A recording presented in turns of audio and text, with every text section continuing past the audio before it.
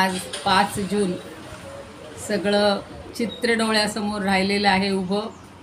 आपण सगळ्यांना शुभेच्छा देऊया, चांगलं कार्य करा, सगळ्यांचं देशाचं भलं करा अशी आपण फक्त शुभेच्छा देऊया.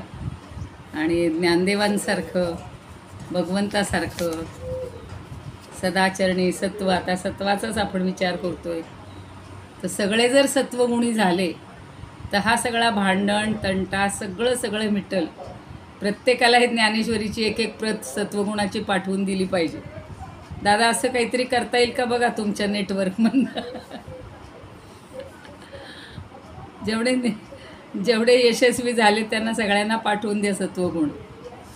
चला, सर्वांना शुभेच्छा. सगळ्यांना पाठवून दिला ज्ञानेश्वरी खराब व्हायची, हे लोक सुधारायचे नाहीत.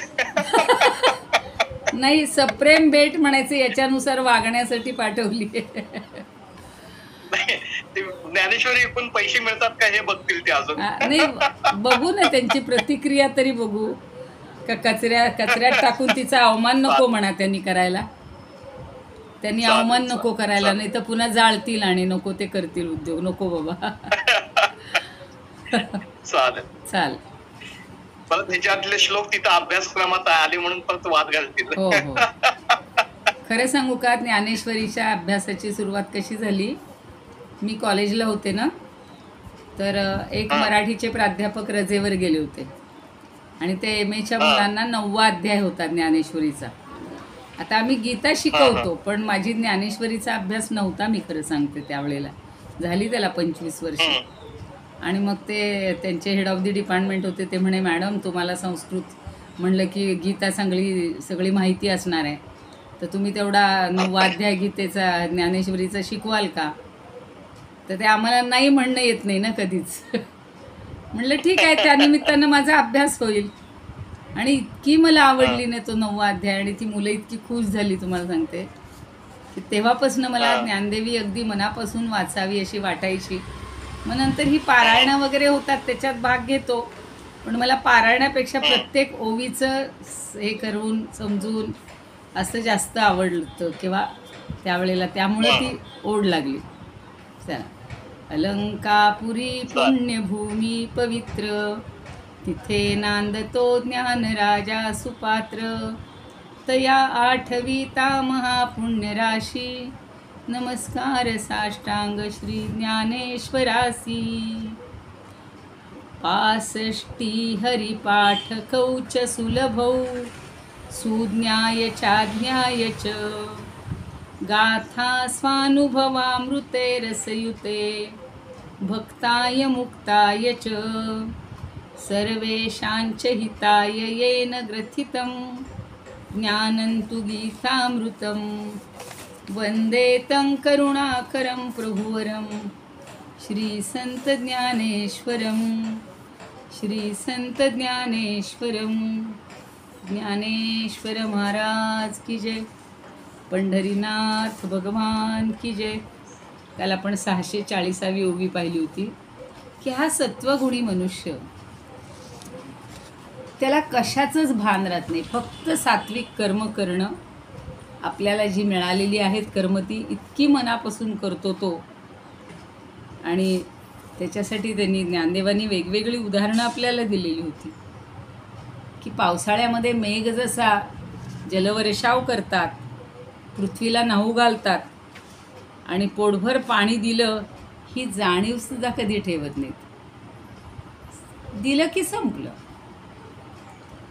मी केलं, करतेपणाची भावना ही त्यांच्यासारखीच या सत्वगुणी माणसाजवळ नसते. आणि मग हा प्रत्येक कर्म आपलं परमात्म्याला अर्पण करतो.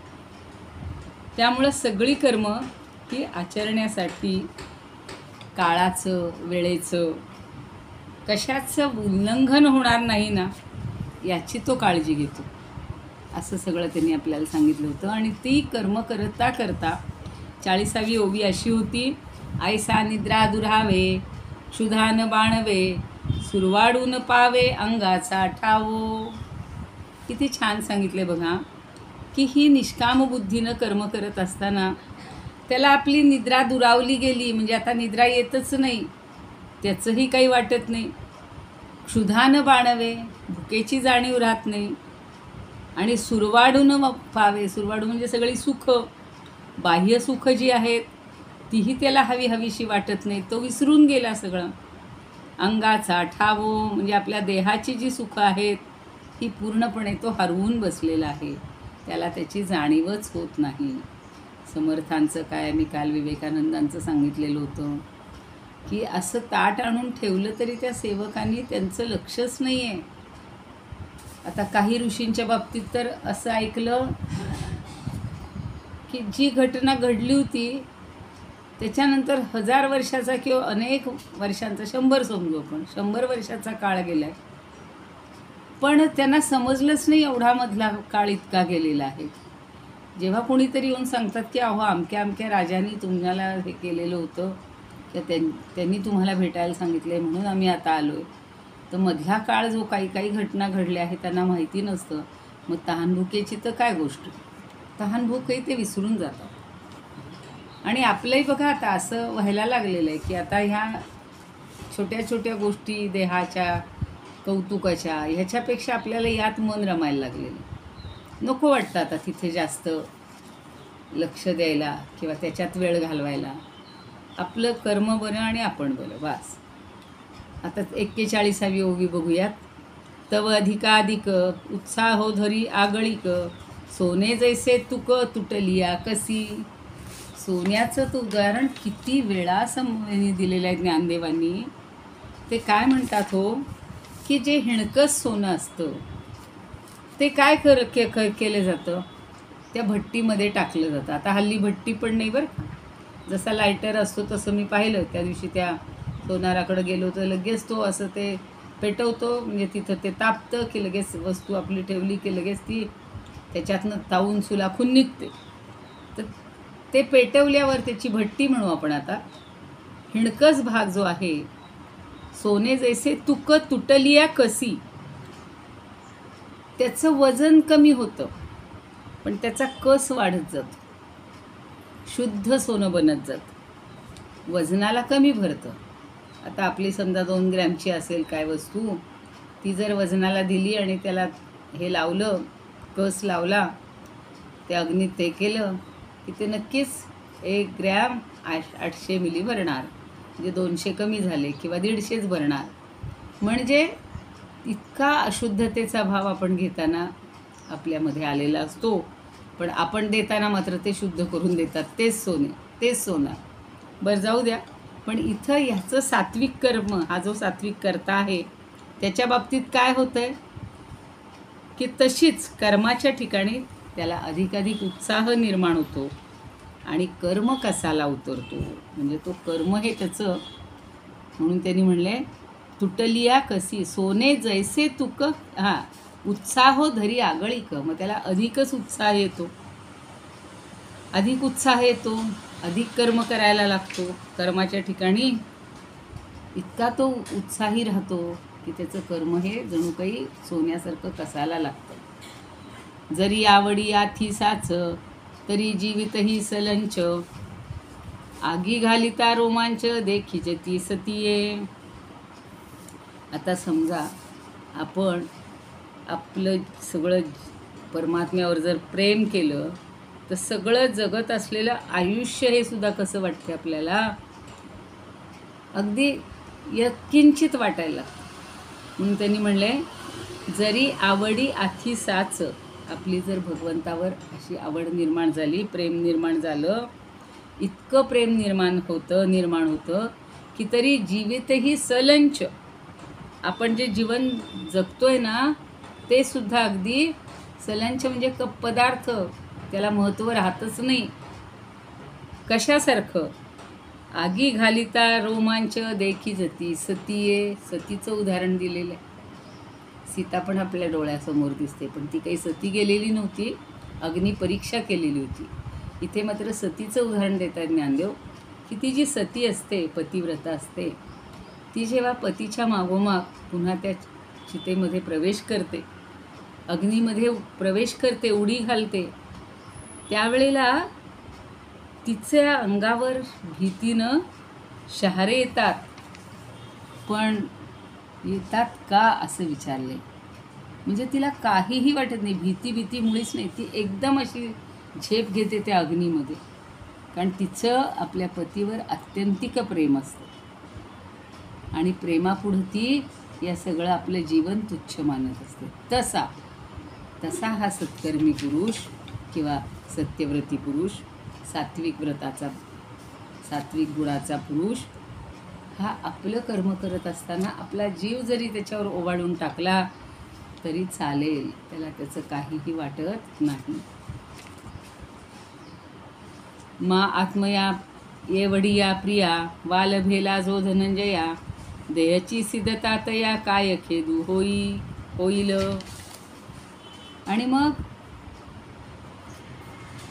ती जी हे आहे सती आहे, त्याप्रमाणे भगवंत पार्थाला विचारतायत की जो सात्विक करता आहे तो आत्म्यासारख्या शुद्ध आणि पवित्र प्रियकरावर प्रेम करू लागतो. त्याचं प्रेम आहे फक्त आत्म्यावर आहे. आणि मग आपल्या शारीरिक कष्टाची त्याला कधी तमा वाटणार नाही, कधी भीती वाटणार नाही, काहीच वाटणार नाही. त्याचं म्हणजे श्रमही वाटणार नाही किंवा देहाला कष्ट होत आहेत असंही तो साधक कधी जाणवू देत नाही. म्हणजे साधक जसं भक्ताला कधी त्याला आपल्या भक्ती करत असताना काही कष्ट पडले ते जसं त्याला जाणवत नाही, तसं इथं ते सांगतायत की हा काय म्हणू आपण, सात्विक कर्त्याला काहीच जाणवत नाही. मा आत्मया एवढिया प्रिया, आत्मया एवढिया प्रिया, आत्मा हाच प्रिय आहे त्याची. वालभेला जो धनंजया, वालभेला म्हणजे त्याची आवड निर्माण झाली. अरे धनंजया, या आत्म्याचीच आपल्याला प्रिया म्हणून आवड निर्माण झाली तर तो कधी आपल्या शरीर कष्टाची, त्या देहाला कष्ट होत आहेत याचा विचार करेल का?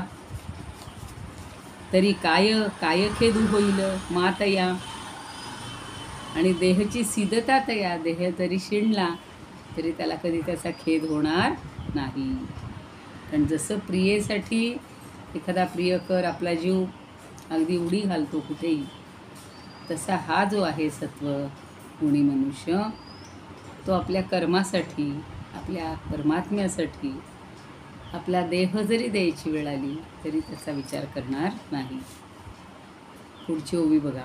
म्हणून विषय सुरवाडू तुटे, जव जव देहबुद्धी आटे, तव तव आनंदू दुणवटे कर्मी जया. हे तर तत्व अगदी अंडरलाईन करावं की एकदा त्याला आत्म्यावर प्रेम करायची त्याला इच्छा झाली किंवा ते त्याला सापडलं की विषय सुरवाडू तुटे. सुरवाडू म्हणजे सुख, किती वेळा शब्द आलेला आहे तो. मग हे जे विषयांचं जे सुख आहे ना ते हळूहळू आपोआप कमी व्हायला लागतं, तुटून जायला लागतं, संपून जायला लागतं. आणि जवळ देहबुद्धी आटे. बघा आता देहाबद्दलची बुद्धी हळूहळू आपली आटायला लागली. इतके अगदी मोठे जरी झालं नसलं तरी जे तरुण वयामध्ये किंवा काही 10-20 वर्षापूर्वी आपल्याला जी देहाची जास्त खंत असायची, काळजी असायची, हे करायला पाहिजे ते करायला पाहिजे, हळूहळू माणूस आता त्याच्यापासून अलिप्त व्हायला लागतो. किंवा जसं जसं अध्यात्माचं तुम्ही श्रवण कराल, अध्ययन कराल, चिंतन कराल, तशी हळूहळू वैश्यक सुख जे आहे, विषयाचं सुख आहे, त्याच्यापासून आपण दुरावतो. म्हणून विषय सुरवाडू तुटे, जव जव देहबुद्धी आटे. सारखं समर्थ तर सांगतात देहबुद्धी ते आत्मबुद्धी करावी. म्हणजे देहामध्येच तो आत्मा आहे, त्या देहाचं कौतुक न करता आत्मबुद्धी व्हायला पाहिजे आपली. मग तेच सांगतायत जेव्हा जेव्हा देहबुद्धी आटे, आता ही देहाची बुद्धी आटणार आहे, तव तव आनंदू दुणवटे, तोपर्यंत आनंद हा दुप्पट होतो. मग आपल्याला मी मगाशी सांगितलं तसं स्वामी विवेकानंद काय, समर्थ काय, असे जे थोर संत आहेत, ज्ञानदेव काय, बघा ना हो, क्षणभराची इच्छा झाली मांडे खावेत म्हणून आणि त्याच्यासाठी सगळे काय म्हणू आपण, निंदेचे मांडे आधी खायला मिळाले. सोडून टाकला होता विषय त्यांनी, नको काय कशाला मांडे पाहिजेत. त्या गुलाबराव महाराजांचंही मध्ये मी सांगितलं. त्यांना लहान वयामध्ये आई गेलेली होती आणि एक दिवशी वाटतं आपल्या देवाला आज पुरणपोळीचा नैवेद्य दाखवावा. अर्थात लहान वयात देवाला दाखवलं की आपल्याला मिळणार की आहेच ना. आपण सुद्धा मोठी माणसं अजूनसुद्धा तेच म्हणतो, आज करा जरा गोडधोड काहीतरी, अमुक अमुक दिवस आहे, झाला निवडणुकीचा निकाल लागला आहे आपल्या मनासारखा. ज्यांच्या मनासारखा लागला आहे त्यांनी केल्या पार्ट्या बरं का. उधळण केली, सगळी रंगांची उधळण केली, मिरवणुका काढल्या, सगळं सुरू झालं. तसं पण ह्याला कशाची आवड आहे? जो सत्वगुणी आहे त्याला आता देहाचं काही कौतुक राहिलेलं नाही. तो फक्त आत्मबुद्धीची त्याला, आणि आत्मानंद हा दुणवटे म्हणजे दुप्पट होतोय. कर्मी जया, आणि म्हणतो कर्मामध्येच तो आत्मानंद मिळवतो, त्याला दुसरं काही लागत नाही. ऐसेनी जो कर्म करी आणि कोणे एकवसरी, एकेवसरी ते ठाके ऐसी परी वाहे जरी. आता जो असं कर्म करत असला, सगळं कसं करतो? मनापासून कर्म करतो. आणि समजा एखाद्या क्षणी तो करत असलेलं कर्म कुठेतरी थबकलं, थांबलं, तसाच प्रकार झाला तर, म्हणून ते वाक्य ओवी अर्धीच आहे. ऐसेनी जो कर्म करी आणि कोणे एके वसरी ते ठाके ऐसी परी. ते तिथे तटले, थांबले. असं जर वाहे जरी म्हणजे वाटे जरी, म्हणलेलं आहे, पण वाहे म्हणजे वाहून जाणे नाही, वाटे जरी, असं जरी त्याला वाटलं तरी तो काय करतो? बघा पुढची ओवी लगेच जोडून घेऊ. तरी कडाडी मोडे जै गाडा, तो आपण पे न मनी अवघडा, न मनी अवघडा, तैसा ठाकले निही थोडा, नो हे जो का. तर असा जर एखादा प्रसंग आला आणि आपलं कर्म तिथं थांबलंय असं जर वाटायला लागलं तर मात्र तो काय करतो? काही एखादा भीषण प्रसंग आला, एखाद्या उंच कड्यावरून कोसळणारा गाडा जसा असा मध्येच येतो, प्रसंगवशात येतो आणि कर्म थांबतं, तरीसुद्धा तो खंत पावत नाही. आपल्याला एवढंसं काहीतरी संकट आलं सामान्य माणसाला की लगेच केवढी हे होते हो वणवण. अहो एवढा आटापिटा केला, नेमकं अमक्या वेळेला अमकं बंद पडलं. पण जी सत्वगुणी आहेत ना ती अजिबात हार खात नाहीत. तुम्ही तो काहीतरी होता बघा मध्यंतरी, देवावर विश्वास न ठेवणारा, देऊळ बंद, हां बंद, मला देऊळ शब्द आठवत होता. त्याच्यामध्ये बघा तो देवावर विश्वास ठेवत नाही, ते स्वामी समर्थ अमुक तमुक सारखे त्याला असा मधून चमत्कार म्हणा किंवा त्यांच्या अस्तित्वाचा आविष्कार दाखवतात. आणि त्याला अगदी वाटतं की मी एवढा कॉम्प्युटरमधला चांगला, लॅपटॉपमधला अगदी हुशार आहे, मला काही कोणाची गरज नाही, देवाची गरज नाही. आणि शेवटी असं असतं की त्याला जेव्हा डाटा तो सबमिट करायचा असतो, फाईल म्हणा किंवा जे काय, तर ऐन वेळेला ती लहान मुलगी येते आणि बाबा बाबा काहीतरी म्हणते आणि त्याचं ते सगळं हलवते आणि ते नेमका डाटा सगळा त्याचा निघून जातो. आणि उद्या तो सबमिट करायचा असतो. 6 महिने त्यानं वर्षभर कष्ट केलेले सगळे वाया जातात. आणि जो चिडतो त्या मुलीवर, इतका चिडतो, तुम्ही पाहिला असेल त्यावेळचे काही असे चांगले होते चित्रपट. आणि मग त्याला ते आठवतात त्या गुरूंचे बोल आणि कुठंतरी त्याच्या मनात चिंतन येतं, त्या देवाचं येतं. आणि पुन्हा तो मनातल्या मनात म्हणला असेल की बाबा माझं हे कार्य एवढं तडीला जाऊ देत. आणि बरोबर त्यानं तो पासवर्डच विसरला का काय झालेलं असतं आणि नंतर ते सगळा डाटा त्याला परत मिळतो. तर हे असं कधी कधी घडतं. प्रसंगवशात एखादं कर्म थांबलं किंवा कुणामुळं जर त्यात बाधा आली, त्या मुलीमुळं बाधा आली, तर तो इतका संतापतो तिच्यावर. हे सामान्य माणसाचं आहे. पण त्याच्या विरुद्ध एक तुम्हाला ह्या ज्ञानदेवीचंच सांगते, मला एकदा कधीतरी ती तुम्हाला ऐकवायची आहे. कुठली? संस्कृत गीतेचं ज्ञानदेवानी प्राकृतमध्ये एवढी ज्ञानदेवी लिहिली, ज्ञानेश्वरी लिहिली. आणि कारखानीस म्हणून आहेत, त्यांनी मराठीची या प्राकृतची पुन्हा संस्कृत संपूर्ण ज्ञानेश्वरी केली, 9000 ओव्या. तर ते दना जोग म्हणून, दना जोग नाही, त्यांचं आडनाव वेगळं, जोशी, दना जोशी म्हणून होतं. आणि ते आले होते ती ज्ञानेश्वरी घेऊन आमच्या घरी आणि म्हणे तुम्ही ही ताई पाहिली आहे का? म्हटलं नाही हो, हे दाखवते तुम्हाला. अगदी मोठा ग्रंथ आहे आणि त्याचं असंच त्यांनी किती वर्ष केलं असेल. ते DTP सगळं केलेलं होतं आणि आता फक्त प्रिंटिंगला द्यायचं होतं शेवटी. माहिती नाही, असंच जसं त्या देऊळबंदमध्ये झालं तसंच त्यांचं झालं. ते असं प्रसंग सांगत होते, अंगावर असा शहारा येत होता. खरं मला ओव्या घ्यायच्या आहेत, पण एकदम असे काही प्रसंग आठवले की माणूस तिथे पोचतो. आणि ज्या वेळेला ते डाटा द्यायचा आहे आता सगळा त्या ह्याला प्रिंटिंगला, तेव्हा उघडतं तर सगळं निघून गेलेलं A to Z. आता त्या दादांना कळेल निघून गेलं म्हणजे काय झालं. ते कुठेतरी रिसायकलमध्ये असेल, कशामध्ये असेल, पण तो तज्ज्ञ होता चांगला कॉम्प्युटरचा, संगणकचा, तरी त्याला त्यांच्या मुलाला ते सापडे ना. रात्रभर चैन नाही. फक्त ज्ञानदेवांचा त्यांनी जप केला. ज्ञानेश्वर माऊली. आता सगळं माऊलींच्याच हातात आहे. त्यांच्यामुळंच आपल्याला एवढी संस्कृत ज्ञानेश्वरी लिहिता आली. ती DTP झाली आणि आता ती छापायची तर काय करायचं.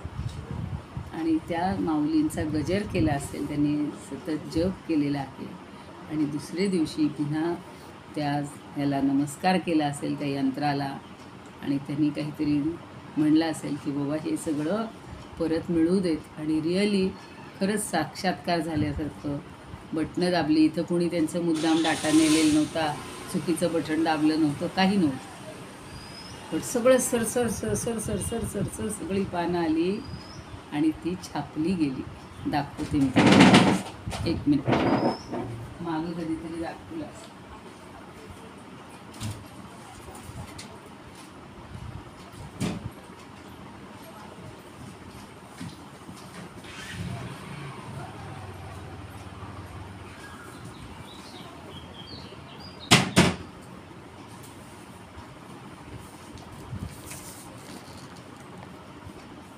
गीरवाण ज्ञानेश्वर. सगळं एवढं मोठं पुस्तक आहे बघा आपल्या ज्ञानेश्वरीसारखं.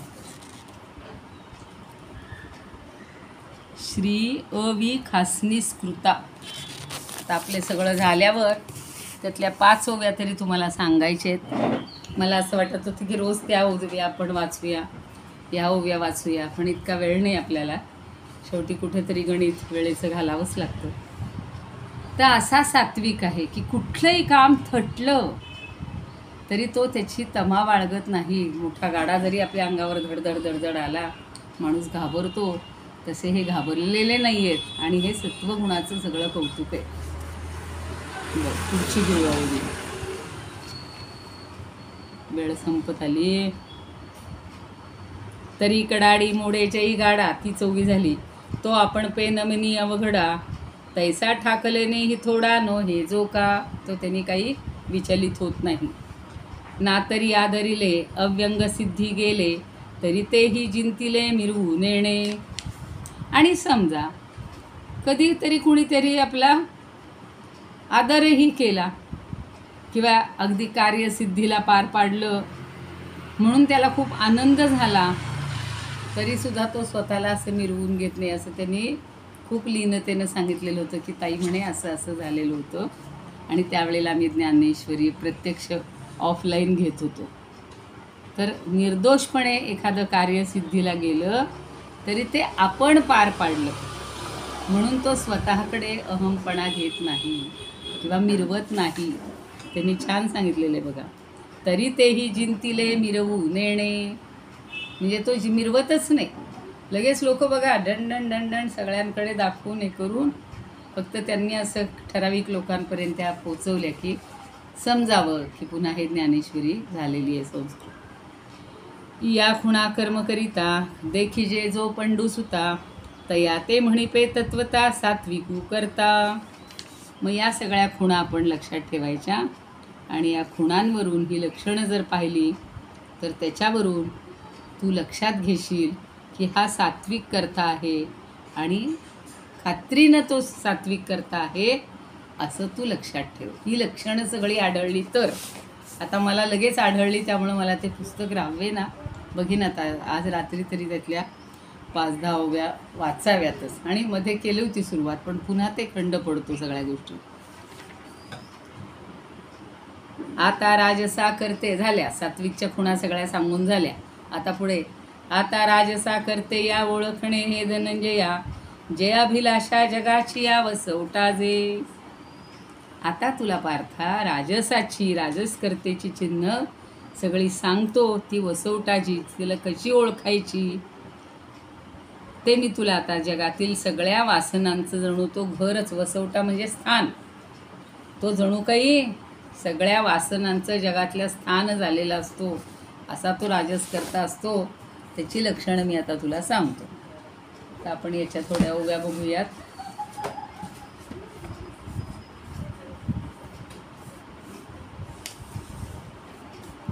तो सोने जैसे विस्तवा माझारी, तोली तुटे परी कसी वाढे. तोल म्हणजे वजन, नाही का, तुलावरनं तोल असा शब्द आला. तैसे नित्याधिक कराया उत्साह, चढे निसंदेह तया लागी.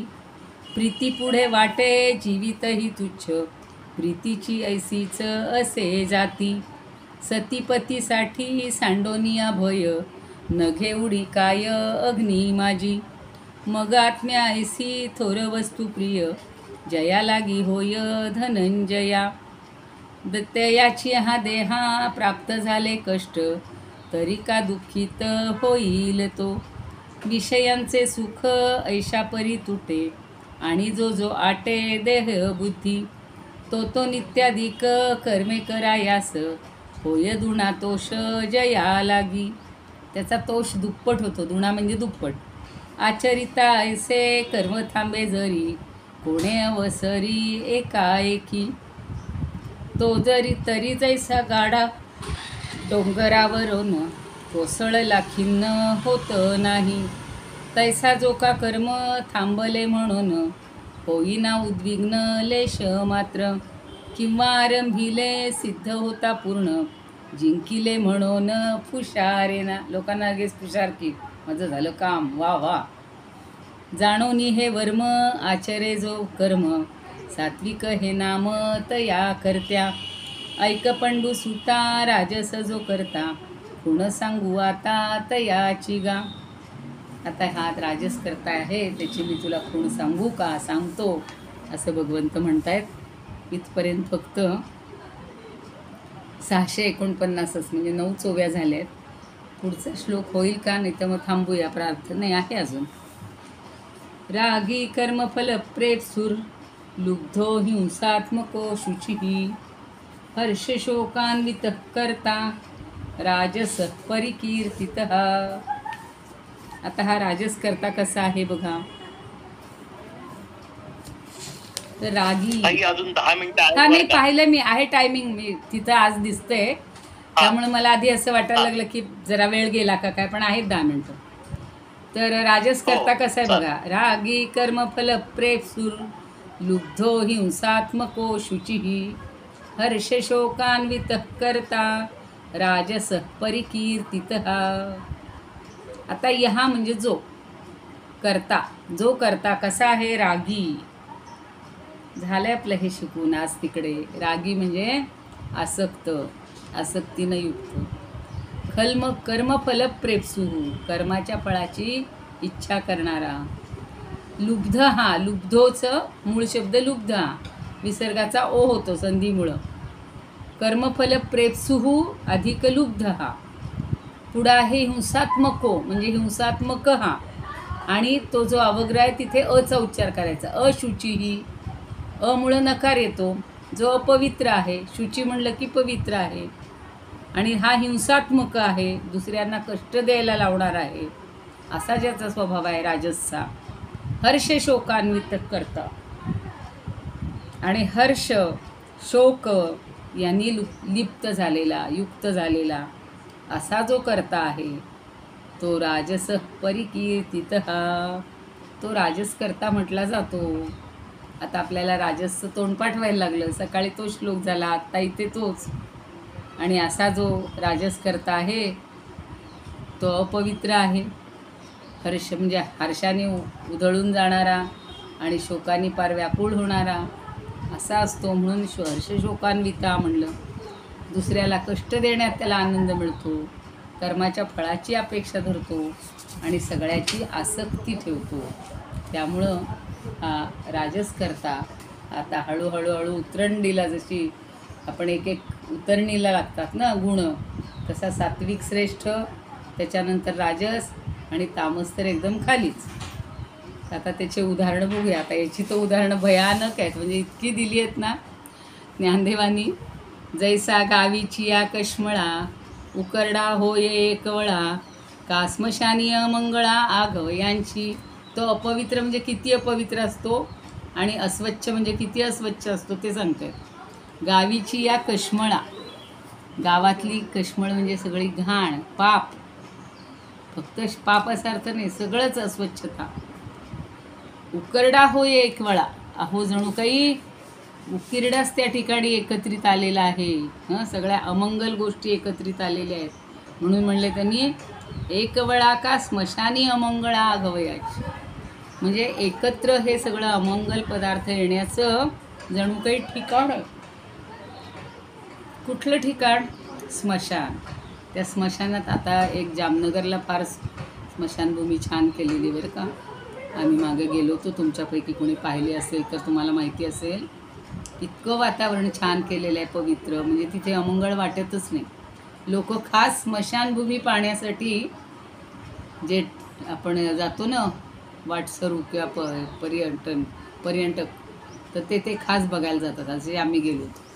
सुंदर रंगसंगती, सगळं पुराणातले, महाभारतातले, रामायणातले सीन काढलेले, अशा बागा तयार केलेल्या आहेत. मुलांना खेळायसाठी जागा केली आहे. म्हणजे तिथं सगळे लोक आनंदानं जातात. पण इथे खरी आपल्याला स्मशान म्हणलं की कसं आहे हो, अमंगळ पदार्थ. तिथे सगळ्या ज्या गोष्टी त्या अमंगळ, असं ते एकदा देहातला तो प्राण गेला की त्या देहाला सुद्धा काहीच किंमत राहत नाही ना, ते अमंगलच होते. मग या सगळ्या अमंगल वस्तू एकत्रित येण्याचं ठिकाण म्हणजे जसं स्मशान, आणि गावातली सगळी घाण येण्याचं ठिकाण म्हणजे उकिरडा. आता पूर्वी एकच उकिरडा असायचा, आता ठिकठिकाणी ते उकिरडा. परवा मी सांगितलं ना, आमच्या इथं बाग आहे आणि बागेच्या बाहेर सगळं घाण टाकलेली आहे. कधी उचलत, रोज गाडी येते, रोज केराची गाडी येते, पण ते उचलायला त्यांना वेळ नाही. कोणी बोलायचं, आणि बोललं तरी काय, ते म्हणतात ती गाडी वेगळी असती असला कचरा उचलणारी, रोजचा आपला कचरा नेणारी गाडी वेगळी. तर हा सगळा उकिरडा किंवा स्मशान, अशी अवस्था आहे त्या राजस.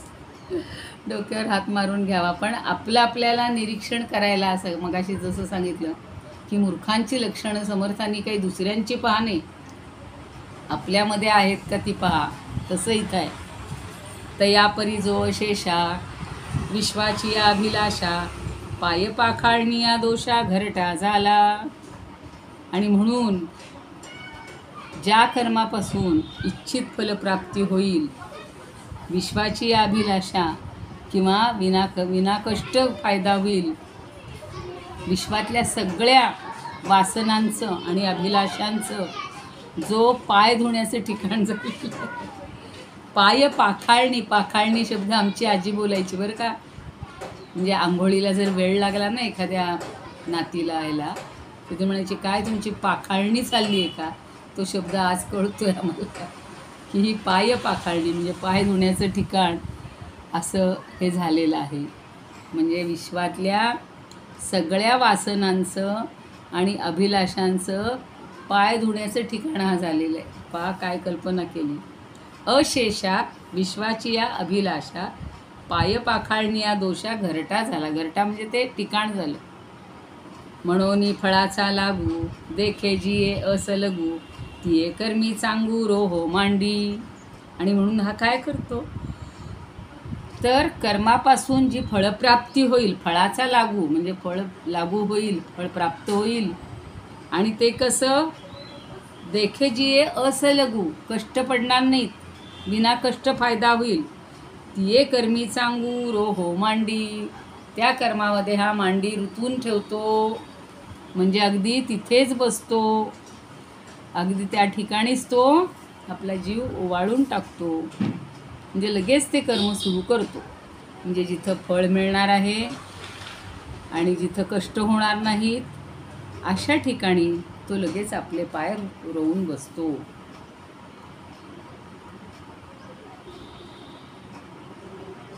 52 झाले आहेत. मला वाटतं आपण इथे थांबूया, कारण प्रार्थना ते होईपर्यंत तेवढा वेळ जातो. मग 52 लक्षात ठेवा सगळ्यांनी.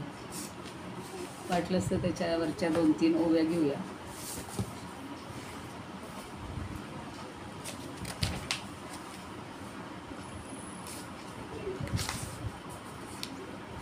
सर्व अभिलाषा आली धनंजया, जयाची अठाया आश्रयाशी.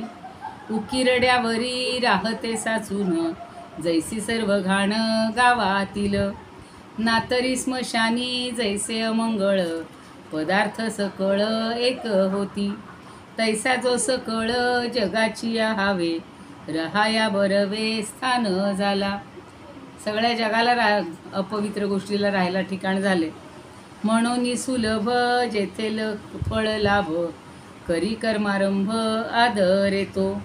आणि जे जे काही मिळविले धन, ते पुढची आता होईल इथपर्यंतच. इदमुपकर्तुं भुवन मंडलम, समुदितमिव भास्करम, सादरम वंदे ज्ञानेश्वरम. त्रिभुवन माता भगवद्गीता, लोकमंगला लोकविश्रुता. लोकहितं संततं ध्यायता, येन ज्ञानेश्वरी विरचिता. श्रुत्वा प्राकृतगिरं सादरं वंदे ज्ञानेश्वरं, सादरं वंदे ज्ञानेश्वरम्. आरती ज्ञानराजा महाकैवल्य तेजा, सेविती साधू संत मनुवेधला माझा. आरती ज्ञानराजा लोपले ज्ञान जगी, हित निणती कोणी. अवतार पांडुरंग नाव ठेविले ज्ञानी. आरती ज्ञानराजा कनकाचे ताट करी, उभ्या गोपारी. नारद तुंबरू हो सामगायन करी. आरती ज्ञानराजा प्रगट गुह्य बोले, विश्वब्रह्मची केले. रामा जनार्दनी पायी मस्तक ठेविले. आरती ज्ञानराजा महाकैवल्य तेजा, सेविती साधू संत मनुवेधला माझा. आरती ज्ञानराजा. ज्ञानेश्वर महाराज की जय. पंढरीनाथ भगवान की जय. जय तू ज्ञानेश्वर, जय तू श्रीकृष्ण.